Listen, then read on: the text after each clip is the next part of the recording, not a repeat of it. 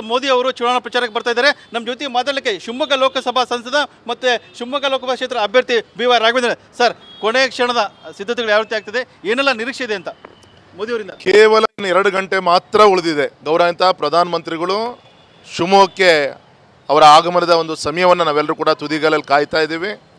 ದೊಡ್ಡ ಜನಸ್ತೋಮ ಈಗಾಗಲೇ ವೇದಿಕೆ ಕಡೆಗೆ ದೊಡ್ಡ ಸಂಖ್ಯೆಯಲ್ಲಿ ಜನಸಾಗರ ಬರ್ತಾ ಇದೆ.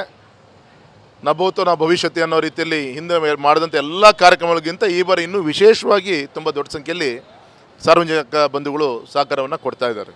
ಹಾಗಾಗಿ ಈ ಬಾರಿ ಪ್ರಧಾನಮಂತ್ರಿಗಳ ಒಂದು ಆಗಮನದಿಂದ ನಮ್ಮ ಇರುವಂಥ ಇನ್ನೂ ವಾತಾವರಣ ಇನ್ನೂ ಅನುಕೂಲ ಆಗುತ್ತೆ ಮತ್ತು ಮತವಾಗಿ ಪರಿವರ್ತನೆ ಆಗಲಿಕ್ಕೆ ನಮ್ಮ ಕಾರ್ಯಕರ್ತರಿಗೂ ಕೂಡ ಒಂದು ಒಳ್ಳೆಯ ಒಂದು ಹುಮ್ಮಸ್ಸಿನ ಒಂದು ಕಾರ್ಯಕ್ರಮ ಈ ಒಂದು ಕಾರ್ಯಕ್ರಮ ಆಗುತ್ತೆ. ಸರ್, ರಾಜ್ಯದಲ್ಲಿ 28 ಲೋಕಸಭಾ ಕ್ಷೇತ್ರ ಇದೆ. ಶಿವಮೊಗ್ಗದಲ್ಲಿ ಅಂದರೆ ಈಗ ಕಲಬುರಗಿಯಲ್ಲಿ ಆಯಿತು, ಶಿವಮೊಗ್ಗದಲ್ಲಿ ಲೋಕಸಭಾ ಚುನಾವಣೆ ಪ್ರಚಾರಕ್ಕೆ ಬರ್ತಾರೆ. ಅಂದರೆ ರಾಜ್ಯದಲ್ಲಿ 28 ಲೋಕಸಭಾ ಕ್ಷೇತ್ರ ಮೇಲೆ ಎಷ್ಟೊಂದು ಮೋದಿಯವರ ಪ್ರಭಾವ ಇದೆ ಅಂತ?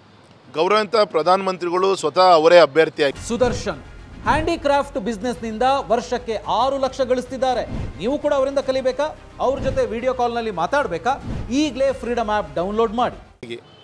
ಇಡೀ ದೇಶವನ್ನು ನಡೆಸಬೇಕಾಗಿದೆ. ಕರ್ನಾಟಕದಲ್ಲಿ ಒಂದು 4-5 ಪಾಯಿಂಟ್ಗಳಲ್ಲಿ ಅವ್ರ ಸಮಯವನ್ನು ಕೊಡ್ಬೋದು.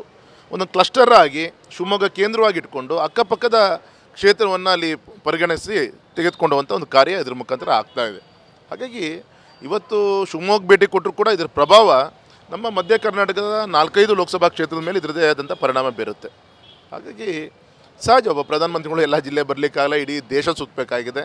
ಇಷ್ಟು ಸಮಯ ಸಿಕ್ಕಿದ್ರೆ ನಮ್ಮ ಸೌಭಾಗ್ಯ. ಇದನ್ನು ಉಪಯೋಗಿಸ್ಕೊಂಡು ರಾಜ್ಯದಲ್ಲಿ ಮೋದಿಜಿಯವರ ಕರೆ ಇದೆಯಲ್ಲ 370+ NDA 400+ ಅಂತ ಏನಿದೆಯಲ್ಲ, ಅದಕ್ಕೆ ಕರ್ನಾಟಕ ತುಂಬ ದೊಡ್ಡ ಕೊಡುಗೆಯಾಗಿ ಕೊಡುತ್ತೆ ಸರ್. ಇವತ್ತು ಶಿವಮೊಗ್ಗ ಬರ್ತಾ ಇರೋದು ಬಹಿರಂಗ ಚುನಾವಣಾ ಸಭೆಗೆ ಬರ್ತಾ ಇದ್ದಾರೆ. ನಿಮ್ಮ ಕ್ಷೇತ್ರದ ಚುನಾವಣಾ ಪ್ರಚಾರಕ್ಕೆ ಬರ್ತಾ ಇದೆ. ಎಲ್ಲ ಒಂದು ಕಡೆ ತಾವು ಅದೃಷ್ಟ ಅನ್ಬೋದು ಸರ್, ತಮಗೆ ಸಿಕ್ಕಿದ್ದು? ನನ್ನ ಪೂರ್ವ ಜನ್ಮದ ಪುಣ್ಯದ ಫಲ ಮತ್ತೊಮ್ಮೆ ಸ್ಪರ್ಧೆ ಮಾಡುವಂಥ ಒಂದು ಅವಕಾಶ ಪಕ್ಷ ನನಗೆ ಕೊಟ್ಟಿರೋದು. ಕೇಂದ್ರದ ರಾಜ್ಯದ ಎಲ್ಲ ನಾಯಕರಿಗೆ ನಾನು ಕೃತಜ್ಞತೆಯನ್ನು ಸಲ್ಲಿಸ್ತೀನಿ. ವಿಶೇಷವಾಗಿ ನಮಗೆ ಹೆಮ್ಮೆ, ಗೌರವಾನ್ವಿತ ಪ್ರಧಾನಮಂತ್ರಿಗಳೇ ಇವತ್ತು ನಮ್ಮ ಪ್ರಚಾರಕ್ಕೆ ಇವತ್ತು ಸಮಯ ಸಿಕ್ಕಿರೋದು. ನಾನು ಹೇಳಿದೆ ನಮ್ಮ ಹಿಂದಿನ ಜನ್ಮದ ಒಂದು ಪುಣ್ಯದ ಫಲ ಅಂಥೇಳಿ.